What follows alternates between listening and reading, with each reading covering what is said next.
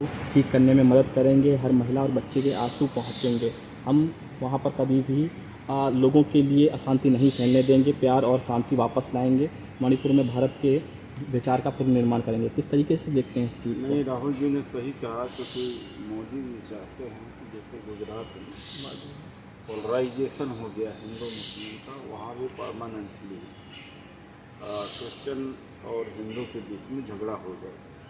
इसीलिए वो गए ही नहीं, पूरे दुनिया घूम लिया, चुनाव प्रचार कर रहे, मणिपुर गए नहीं। और वीडियो अगर नया होता तो वो भी न बोलते, और बोला भी तो मणिपुर का नहीं बोला, दूसरे राज्यों का भी बारे में बोला। उसके बाद में संसद के अंदर आके नहीं बोल रहे हैं। अमित शाह संसद में इस मुद्दे पर नहीं के लिए वक्तव्य दे सकते हैं कि वो लीडर रही है। लीडर कौन होता है? प्राइम मिनिस्टर होता है। इतनी बड़ी घटना है, उसके ऊपर क्या ये अपने इनके लिए छोटी मोटी बात है?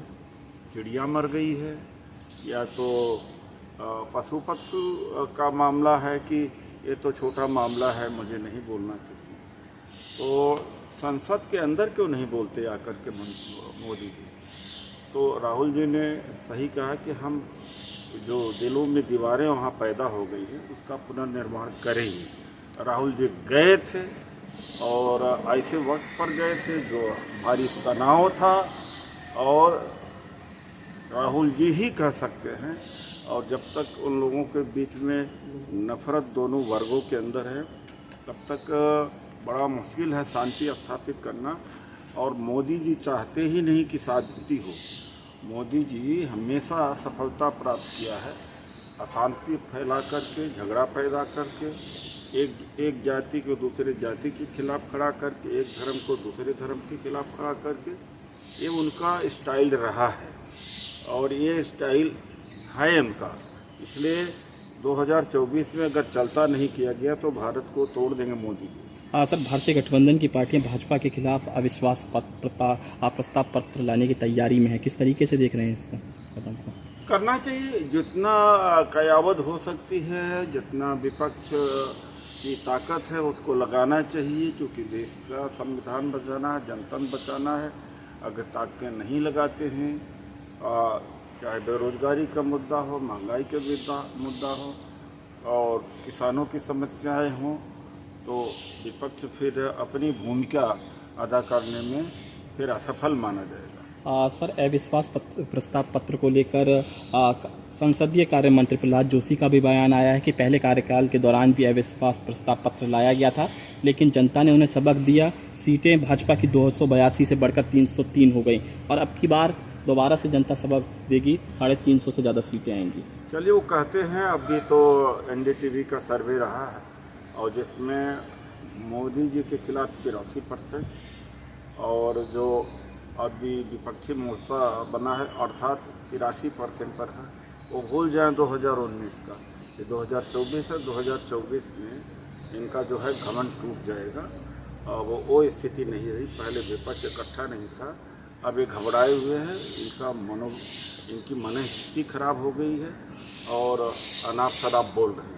सर, पीयूष गोयल का संसद में कहना है, गृह मंत्री अमित शाह मणिपुर मुद्दे पर बोलेंगे। हम राजस्थान, छत्तीसगढ़, पश्चिम बंगाल और मणिपुर में महिलाओं के खिलाफ हो रहे अत्याचार पर भी चर्चा करेंगे। इसके मतलब है कि लगभग 1 लाख लोग जो मणिपुर में विस्थापित हो गए, 150 लोगों मार दिए गए, हजारों लोगों का घर जला दिया गया है, तंबुओं में रह रहे हैं।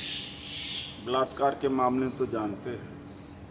इससे ज़्यादा क्या घिनौनी सोच हो सकती है कि जो का हो, बंगाल का हो या तो राजस्थान, उसका इससे तुलना करना इसी से लगता है कि यह इनकी कितनी निम्न स्तर की सोच है। सर, स्मृति ईरानी का बयान आया कि गृह मंत्री अमित शाह ने कहा कि वह चर्चा के लिए तैयार हैं और वो केवल गृह मंत्री नहीं, आंतरिक सुरक्षा के प्रभारी मंत्री भी हैं। विपक्ष मणिपुर संकट के बारे में सच्चाई क्यों छुपाना चाहता है? मैं विपक्ष से अनुरोध करती हूँ कि मणिपुर मुद्दे पर चर्चा करें। ऐसा है कि इस देश के प्रधानमंत्री शौचालय से उद्घाटन, वंदे भारत का उद्घाटन, नौकरियां बांटने का, और जो सम्मान निधि है, किसान सम्मान पूरा दिन भर बोलते रहते हैं, तो मणिपुर उनके लिए एक छोटा सा, तो प्रधानमंत्री क्यों नहीं बोलते, इसका क्यों नहीं जवाब देते? सर, निशिकांत दुबे का बयान आया है कि भारतीय राष्ट्रीय कांग्रेस की स्थापना एक विदेशी नागरिक एओ ह्यूम ने की थी। मुजाहिदीन खुद को इंडियन मुजाहिदीन कहते हैं, पीएफआई खुद को पॉपुलर फ्रंट ऑफ इंडिया भी कहता है। नाम के साथ भारत जोड़ना फैशन बन गया है। विपक्षी दल शहरी नक्सली और खुद को वैध बताने के लिए भारत जोड़ रहे हैं। उन्होंने जो खेलो India, digital India, startup India, stand up India किया था, तो क्या मुजाहिदीन से जोड़ा था उन्होंने? क्या ईस्ट इंडिया से जोड़ा था? वो इंडिया कहें तो सनातनी, हम कहें तो ईस्ट इंडिया। वाह भाई वाह, वो कहें तो सनातनी। सर, मनोज तिवारी का भी इस पर बयान आया। उन्होंने कहा अपने नाम के में इंडिया का इस्तेमाल करके उन्होंने दिखाया कि यूपी और कांग्रेस जैसे नामों के प्रति उनकी नापसंदगी है। इसके साथ ही संजय सिंह पर भी उन्होंने हमला करा कि वह संजय सिंह उच्च सदन में पहुंच गए हैं, लेकिन उनके व्यवहार ऐसा लगता है कि मानो सड़क का लफंगापन जैसा। इन्हें इंडिया से नफरत है, मनु व्यवस्था लाना चाहते हैं। भारत और इंडिया से ही नफरत है। भारत इंडिया के लिए लड़े नहीं थे, इन्हें क्या मालूम। और एक बात है, वो संजय सिंह को वो बताएंगे। मैं बीजेपी में रहा हूँ, देखता हूँ कि बीजेपी के एमपीओं की औकात नहीं बोलने का, उनका अभ्यास नहीं है, हिम्मत नहीं है। संजय सिंह एक लड़ने वाला व्यक्ति है, उसको ना पढ़ाएं तो ज़्यादा अच्छा। सर, राजस्थान के पूर्व मंत्री राजेंद्र गुणा का बयान आया है कि अगले 5 से 7 दिनों में हम एक बड़ी रैली करेंगे, जिसमें करीब 50,000 लोग आएंगे। रैली के बाद हम तय करेंगे कि हमें क्या करना है। मैं लोगों के बीच में जाऊंगा। वो करें, वो बिक गए हैं। उन्होंने कहा था कि अमित शाह पैसा लेके घूम रहा है और ख़रीद रहा है, हेलीकॉप्टर दे रहा है, तो क्या हुआ? तो उन्हीं को ज्वाइन कर लिया। खुद राजेंद्र गुड़ा ने कहा अमित शाह पैसा लेके घूम रहा है, खरीद रहा, मुझे संपर्क किया है। तो क्या गुड़ा वहीं जा रहे हैं क्या?